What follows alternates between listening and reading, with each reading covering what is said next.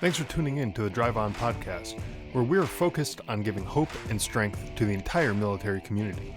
Whether you're a veteran, active duty, guard, reserve, or a family member, this podcast will share inspirational stories and resources that are useful to you. I'm your host, Scott DeLucio, and now let's get on with the show. Hey everybody, today my guest is Rachelle LaFleur. Rachelle is a Marine Corps veteran and the founder of the Enduring Campaign, which is a nonprofit who serves veteran transitional centers around the country who offer housing and reintegration programs to veterans. So welcome to the show, Rachelle. Why don't you tell us a little bit about who you are, your background, why you joined the military, things like that. Oh, are you ready for that? I think so. I think we can handle it. Well, thank you for having me first and foremost. Yeah, absolutely. Yes, I'm Rachelle, and as you had mentioned, I am a Marine Corps veteran. I was a 35-31. I left the military a corporal, E4. I served in OEF 10.1 and 10.2. And then it's just been a wild ride. I've been out since 2013. Since then, I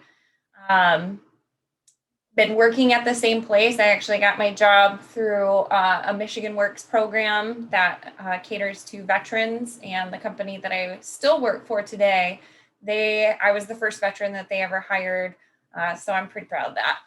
Cool. And then, finished my degree, used my GI Bill, and then once everything settled down, I started the Enduring Campaign, and as you had mentioned, it really caters to veteran transitional centers. But I'll let you kind of guide this conversation because there's so much I have to say. Yeah, well, you know what? Let's go, just take a step back, because sometimes I like to just get a feel for what people did in the military, what their job was, where it took them. Sometimes there's interesting stories in there too, and stuff that people can relate to. So, when you're in the Marine Corps, you deployed right to Afghanistan. Is that correct? Yep, I was there for a year. Yep. Okay, what was that deployment like for you? How did that go? It was life-changing. It was overwhelming. It was a lot of different emotions. So by trade, I'm a 35-31 motor T operator, but admittedly, I joined open contract, and I've told this story a few times. I was voted worst driver in high school. So to be motor T, the irony and the fact that I could finish the schooling or the MOS school is quite an accomplishment for me.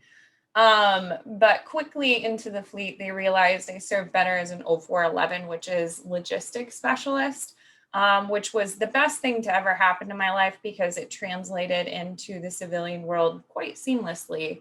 But one of the things, so when we went over, the experiences that I had and what I was able to do from a logistical standpoint. So for example, we brought in the first MRI machine to Camp Leatherneck, which is quite significant because Leatherneck is, I believe, the largest base in Helmand Province, if I can recall correctly.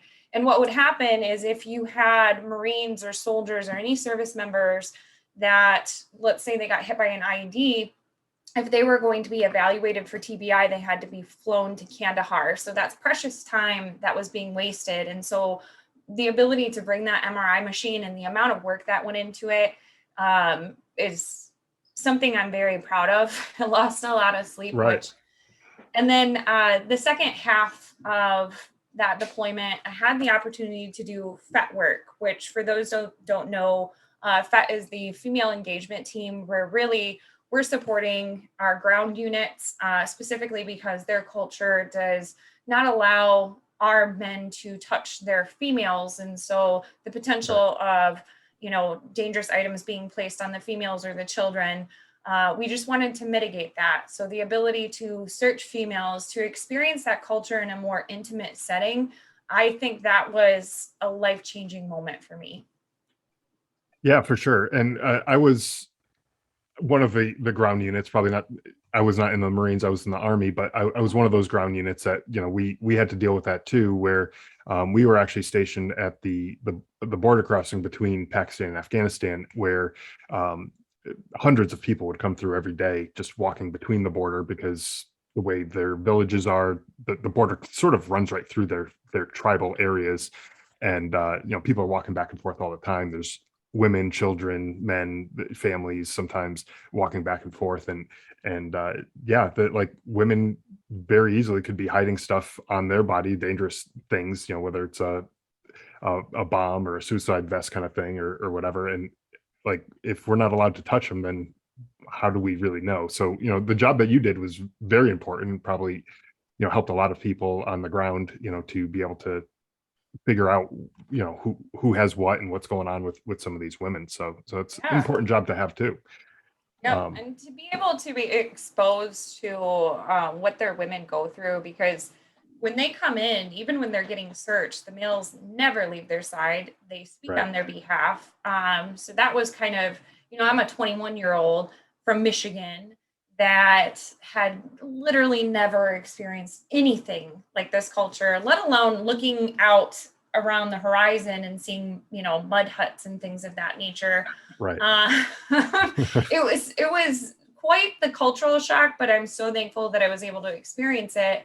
And one thing that I'll never forget about that experience is, I mean, obviously the first thing that you do is you try to understand the person that's standing in front of you, the woman that's standing in front of you, and she's in a burqa, she's in a full burqa, so you see nothing, but sometimes you'd see their eyes. But I believe I can't recall, I have bad memory. I think It even was those were kind of, it's kind of yeah, like a mesh kind of thing over their yeah, face, like their yeah. eyes. Yeah. So So I mean, you you can can't really maybe see see it anything. if you're real close. You can kind of, but not really. Yep. And these individuals, I mean, they don't have documentation like we do. They No. don't, you ask the ages, you ask birthdays, things, it's you're reliant on the husband to remember that. And Yeah. having been in a marriage, I don't even know if he could tell you my birthday. So they would do the guesstimates. And, again, I'm standing there as a 21-year-old child, and the husband would say, my wife's 23, she's got a baby on her hip. And I said, okay, well, they have to lift up the burqa, and we're behind HESCO barriers. So it's just me and this woman. And in your head, you're thinking, okay, well, I'm 21, so I can anticipate what a 23-year-old looks like. Every single time it got me, because they'd lift that up and I'd be like, no, no, you're not. And it's just because of the hardships that they live that it Yeah. just ages them so drastically. So that's something that will always stick in my head, is that type of experience where I had to hide my shock and like, okay, just do my job, get on. Military bearing. Yeah, exactly.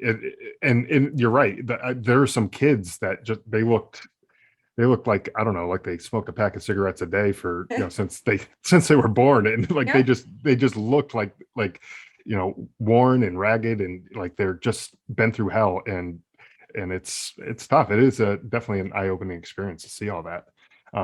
So I served as an infantryman when I was in, like I was talking about before, but back then females were not allowed in the combat MOS like infantry. So I never really served with very many females. But we always talked about like the brotherhood, right? Like uh, we're one big dysfunctional family where we always have each other's back. And now I'm assuming that you serve with mostly men, because Marine Corps tends to be mostly men. Is that correct? Oh, by far. I think Yeah. it's like somebody gave me a statistic, and I'm not even going to shoot one off because I'm sure everybody will combat what I say, but it's drastic, the Yeah. ratio from men to women. So yes. Yeah. So I guess the question I have with that is, so did you feel like you had that same sort of camaraderie with the people that you served with, that where everyone had your back, or was there sort of a situation where you kind of felt like a little bit of an outsider just because you were one of the few females maybe in a unit? It depends on the setting. So in my motor pool, I established pretty quickly I'm not I'm not to be messed with. Not messed with, I should say. It was, they treated me like a sister. I wouldn't say day one. Some of them obviously tried things. I'm the new girl in the unit, but once it was established that was not going to happen, they became my brothers, and they were very protective. It was like having 40 brothers that were just there constantly to protect you, which was incredible. Now, Right. exposure outside of that, I do have sensitivity to O3s, which are grunts. I do have sensitivity, I would say primarily with that group. And that really stems because if there's any blatant sexism, that's who I experienced it from. Not saying that everybody's like that, because some of the greatest people that I've met, recently are O3s. And, I feel bad because they have to apologize on the behalf of their brothers, but it was overwhelmingly terrible in some instances uh, with that group. And especially, and I'll never forget this. So I don't know if you guys did this, but we did steps and taps. So when you're getting out, kind of preparing you for the civilian lifestyle. And I sat in a room, I'm going to give a guesstimate. There's probably, let's say 30 Marines in the room. I'm the only female in the room. And I would say most of them were O3s, if not probably 90% of them. And, you're about to go through this life-changing experience of transitioning out of the military, and you're trying to prep. And I had a 4-month-old at this time. So it was very important to me to get everything by the book. And so you have an instructor and you have various people come in. And if I raised my hand, people would start making squeaking noises, like the squeaking mattress. If I walked up to the instructor, they would make wook noises, which is what they call female Marines. And the things that they would just say to me were it was just difficult because you're going through the transition and then you're scared to ask questions because you just don't want to deal with the harassment. So that's something that has always stuck with me. And transparently, it took me a long time to open up to my era of veterans. I did not want to tell them I was a female Marine. I would talk to Vietnam vets because they accept all veterans and they helped me through that transition when I went into the civilian world. Any Vietnam vet was so accepting. But my own era, it's taken me up until I'd say about 3 years before I was willing to open up about my service. Yeah, and that's unfortunate too, because you went through a lot of the same things that some of those guys in the room went through. You deployed, you served your country, you did all the things that were asked of you, whether you're a good driver or not. I'm terrible. I'm still terrible. I'm the worst parker in the world. I don't even get the concept of lines. But yeah, I mean, it's an unfortunate thing, and unfortunately, you did experience that. I shouldn't say you had to. That no one should have to experience that type of thing, but you did. But here you are, and it didn't sour you from completely being able to come back and continue to serve the veteran community, right? Like you were able to overcome that at some point. And you mentioned a little bit about the transition process, transitioning out of the military. And I like to talk about that a little bit because I found that it's a hard process to go through for a lot of veterans. So what was your transition like? I know that the program as you're getting out wasn't the smoothest probably, but were there any other challenges, or was it pretty smooth for you getting out? You did say that you found a job shortly after getting out, but how did that whole transition go for you? I mean, I found a job, but I put the work in to find the job.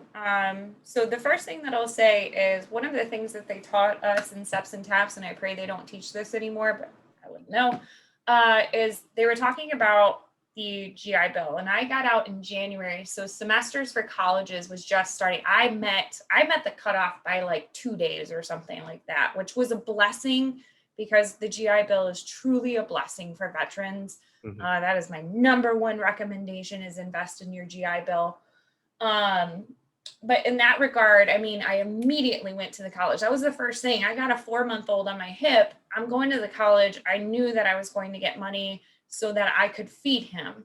But at the same time, I was not prepped for this because I went into the Marine Corps as a child. I had a child. So it's a child raising a child. I was not financially ready or prepared.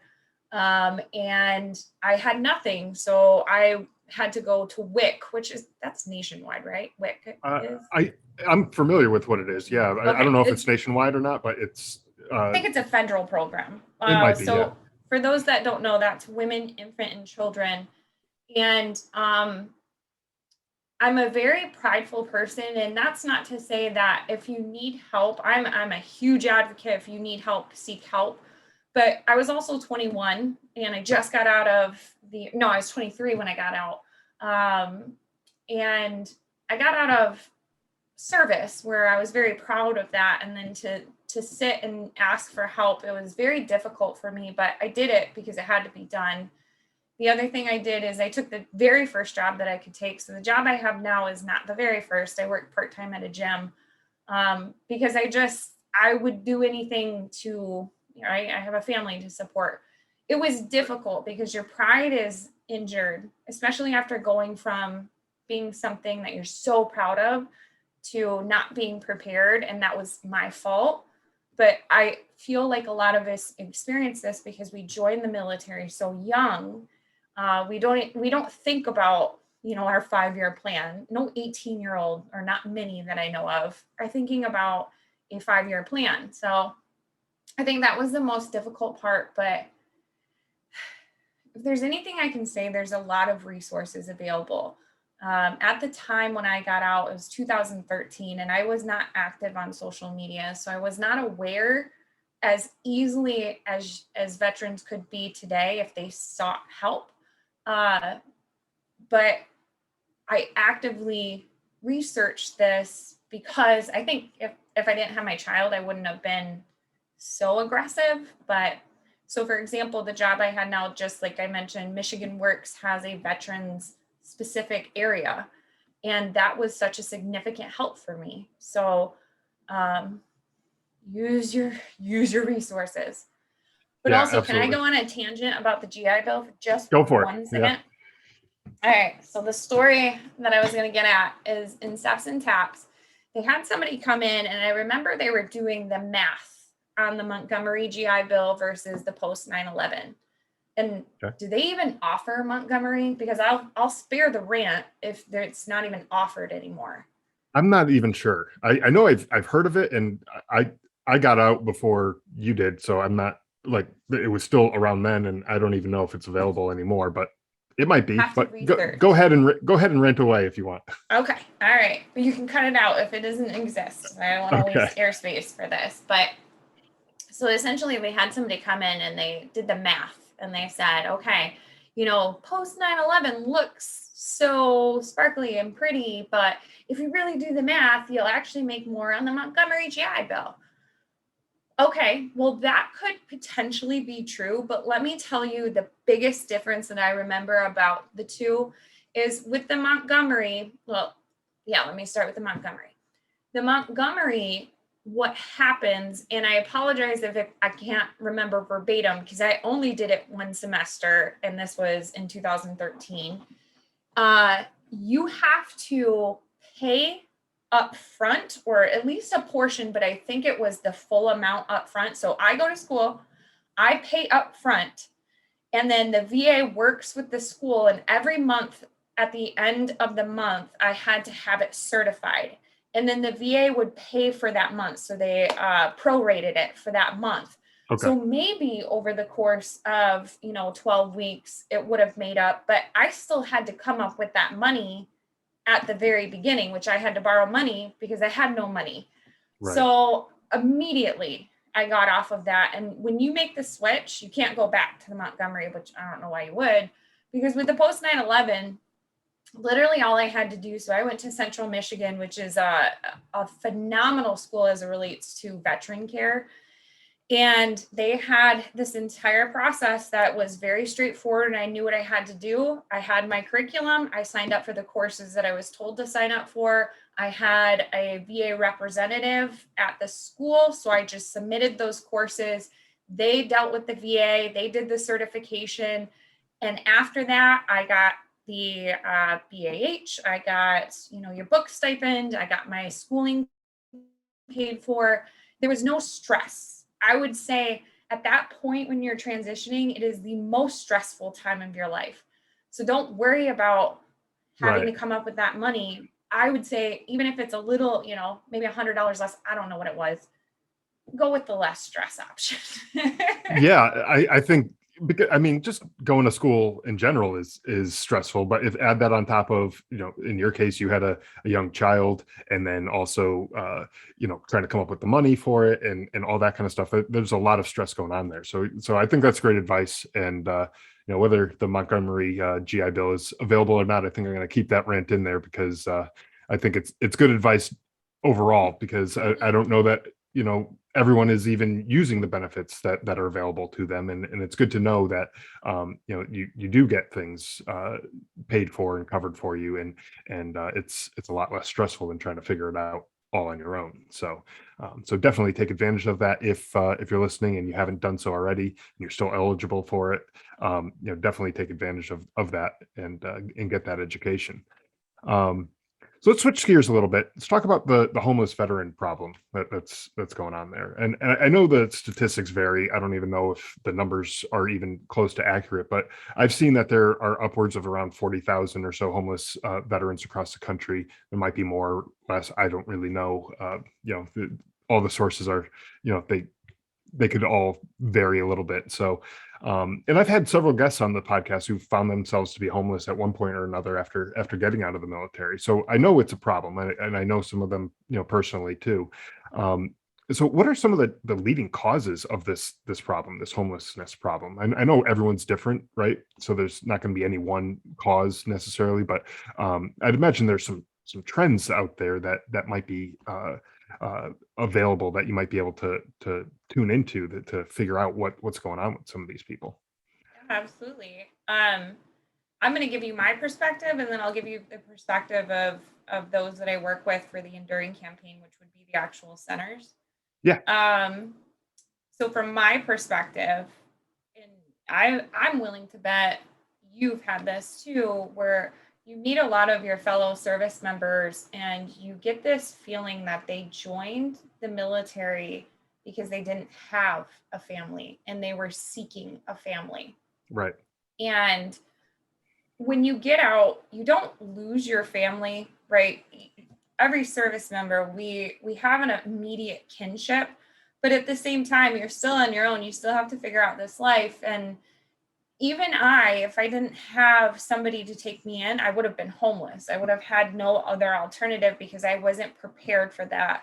And that's something that will stick with me is I knew so many of my brothers and sisters who were in the same boat and had to go through homelessness because there was no alternative for them. They didn't have family. They didn't have anybody back home to take them in while they got on their feet. So Right. that is my personal truth.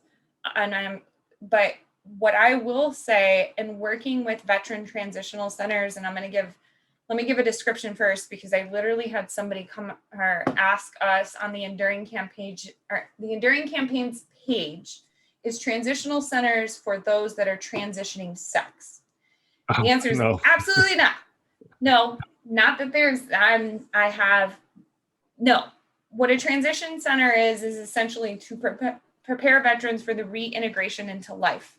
So they take veterans off the streets, they take the homeless veterans, and they actively work with them through multiple programs to get them prepared for civilian life. So I just want to give that description first.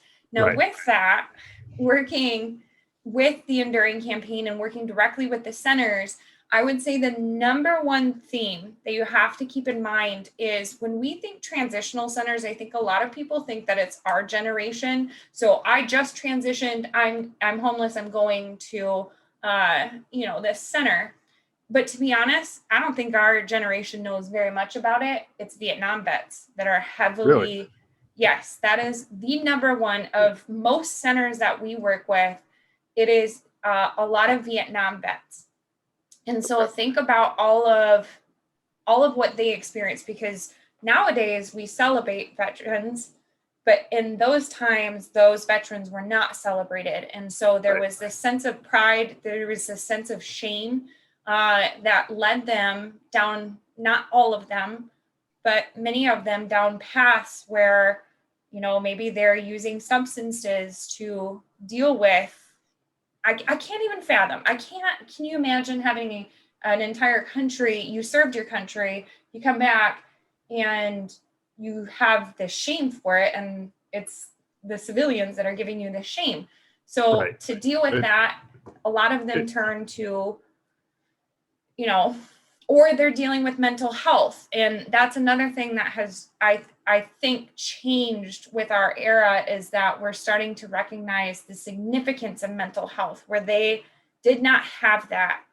And so a lot of these veterans are dealing with substance abuse, they're dealing with mental health that they have not addressed.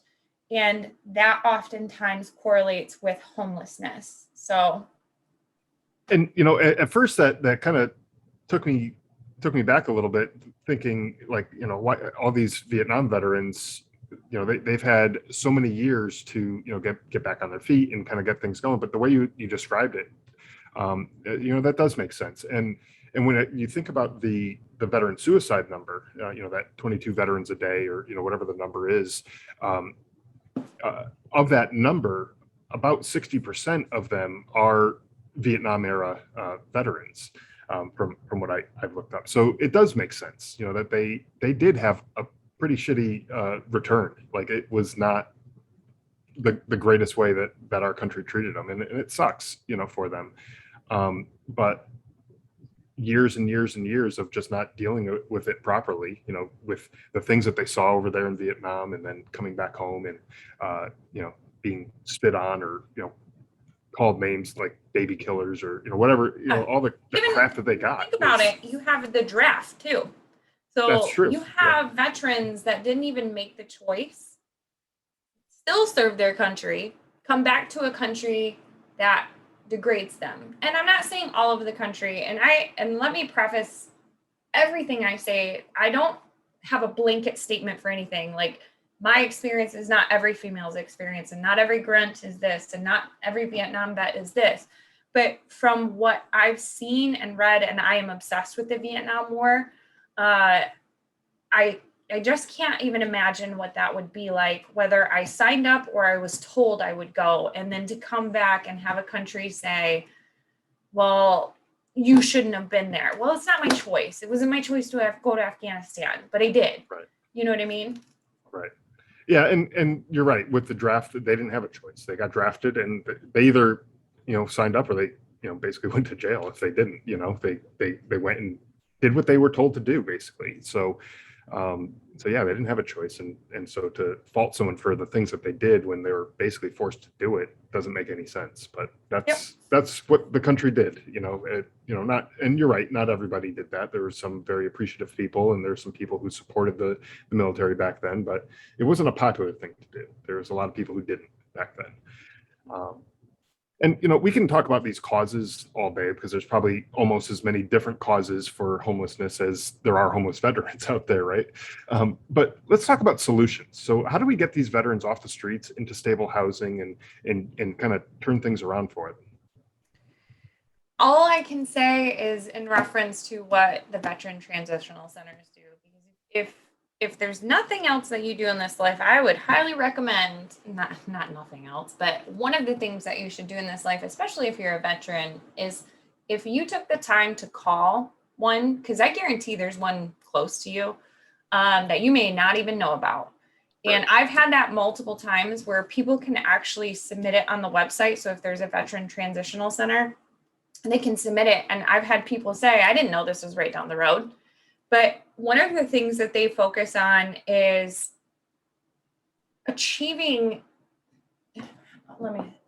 providing the services that are absolutely necessary for them to have a successful life. So we're not just talking about, or be successful in life. And I'm not talking about having, a significant income, it's not that. There's so many different factors that play into homelessness as it relates to veterans. So we talk about mental health, and I'm not just talking PTSD. There's a wide array. There's so many things that are affecting veterans, whether it's mental health, whether it's physical health, whether it's intimidation of the VA.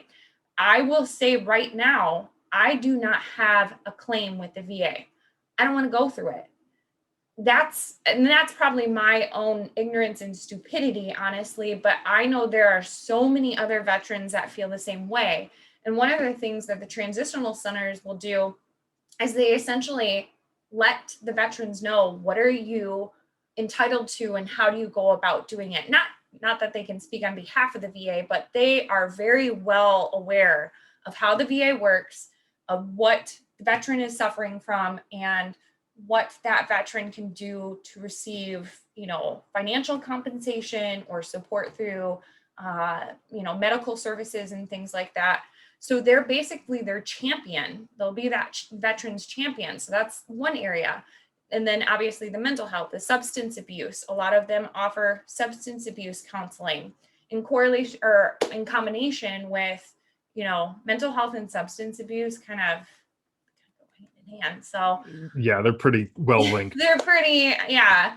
And then also another part of this is, how do we obtain a livable wage? Because you can get a job. That's what drives me crazy sometimes, is a lot of people will say, well, there's so many jobs available. Okay. I can't get a job if I'm not clean. I cannot get a job if I don't have clean clothing, if I don't have my hair, if my hair hasn't been brushed in a week because I can't afford a brush. This is what the transitional centers really focus on, is there's so many other factors to obtaining a job. And not only are they looking to help the veteran obtain a job, but it's a livable wage job. And they're also focused on kind of promoting them through the living situation. So a lot of them will start in a true center, not necessarily a shelter, but it's more shared space living. And then once they go through the programs, then they get a job. Then they go to more independent living, where they're not entirely reliant on the full rent. The centers will supplement parts of the rent depending on their income. And then once they get to that point, then they go to fully independent living. So it's kind of this process, as opposed to, here's the answers, you should be able to figure it out, now go get off the streets. That's not how it works.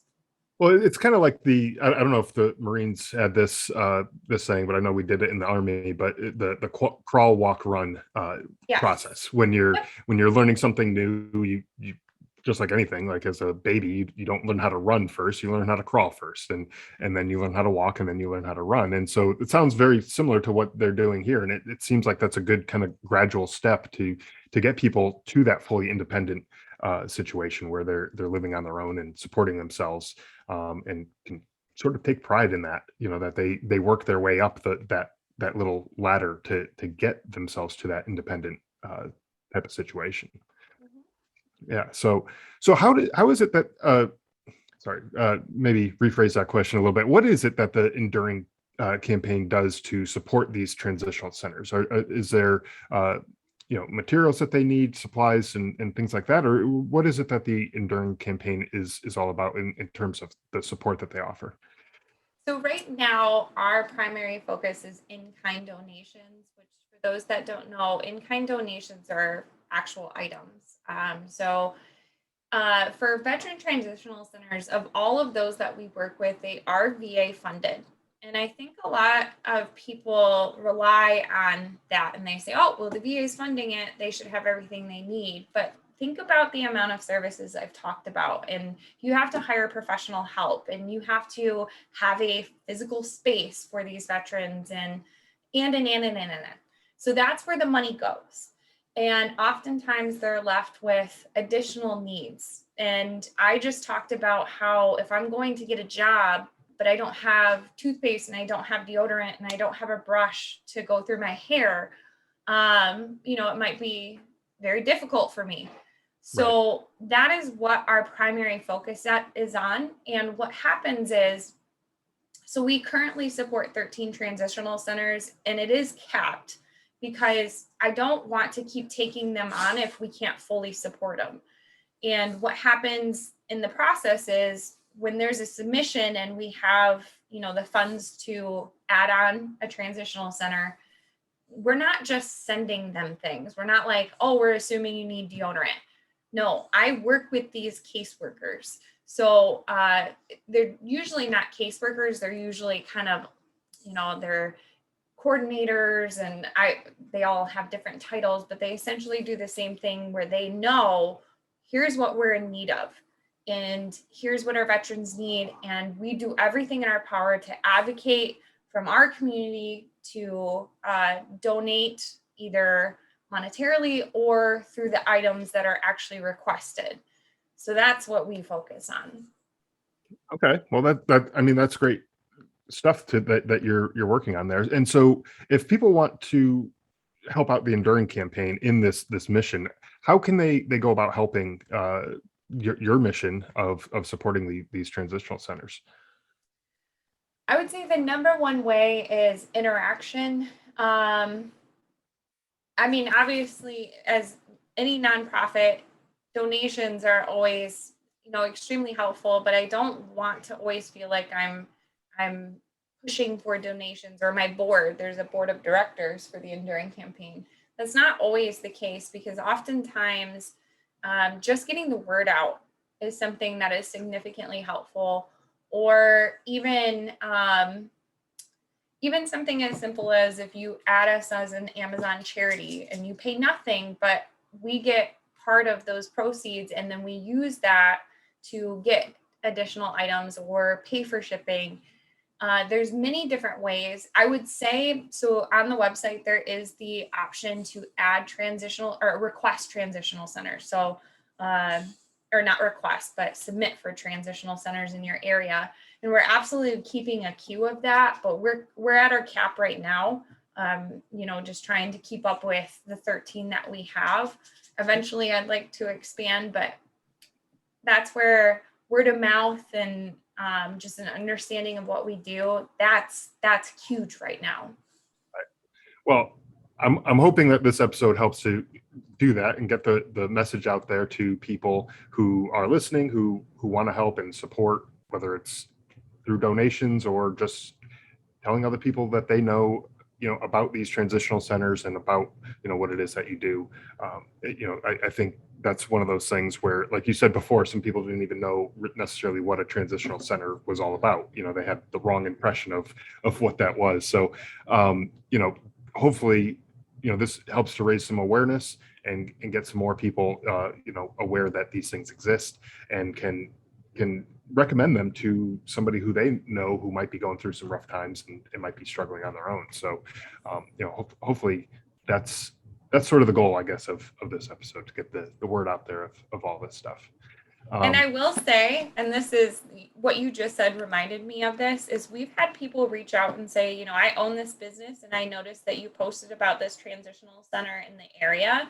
Can you connect us, so they know that if those veterans, we're always in need of hiring and things of that nature. So that is also a very big thing. And in fact, now that I'm thinking about it, we should probably add something to the website, because if anything, I mean, in-kind donations are very helpful for them, but also having the resources to actually get the veterans employed, to have an understanding of what the veterans are going through. That's just as beautiful. So, wow, we're brainstorming right now. Absolutely. And I, as we're talking here, I have some other former guests that I've had on the podcast. So I'm thinking that might be great for some of these things that some of these transitional centers might be looking for. So maybe there's a way that they can get together, and we'll have to talk about that after this episode. So just to kind of round things out here. So you were also part of the Pinups for Vets photo shoot not too long ago, right? Yes. Yeah. So do you want to talk a little bit about that? What the photo shoot was for, and what the goal of Pinup for Vets is all about? Absolutely. I am beyond proud. And it's not just to say I'm a pinup, it's because of that organization and what they do. So Pinup for Vets, that is a veteran-owned NPO as well. And the founder is Gina, who is just a beautiful human being inside and out. And really the focus is, so they're a little bit more branched out. So they really focus on helping veterans that are hospitalized, which is also something I've done volunteer work in at VA hospitals. It is a depressing place. And so just to have positive spirits, and pinups will actually go to these locations just to um, help these veterans out, or at least raise their spirits. It really does. When you're around veterans, oh my gosh, I have 14 minutes before my computer will restart. So the whole process of getting ready and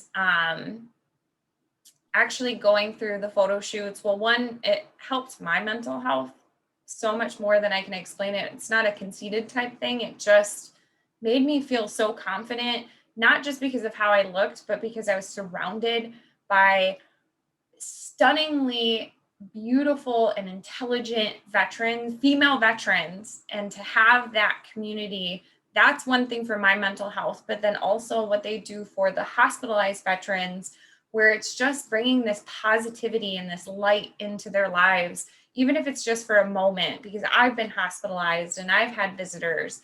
That's exactly what they do. So it's an honor to be a part of that. And it was a phenomenal experience. Yeah, that's wonderful. And I didn't even know necessarily all the things that the organization did, but it's a great cause, and I think a lot of people, especially the people who are hospitalized or injured or sick, whatever the case may be, certainly would appreciate getting those types of visitors and at least some sort of acknowledgement that they're there and people are thinking of them and that type of thing. So Their sisters love them. Well, their brothers do too, but their sisters yeah.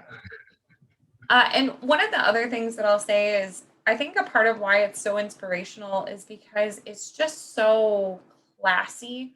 And it's not to say that female veterans are always represented in a negative light, but just have the amount of class that was in it. And especially when you have these strong, intelligent women and they're not being objectified, they're being glorified.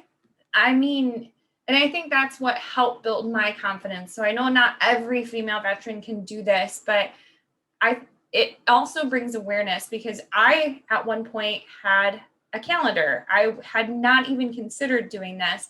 And just to see these veterans, female veterans, put into the spotlight and with such class and grace, it encouraged me. So obviously when she asked, I was like, yeah, I'd be honored.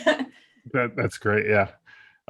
Yeah. And it seems like you're with a good group of people, like you said, smart, intelligent people who were kind of lifting each other up in this whole process. So it's really good that you got the opportunity to be a part of it, and I'm glad to help kind of share the message of that organization as well. So, well, anything else that you wanted to add to this conversation before we kind of wrap up here?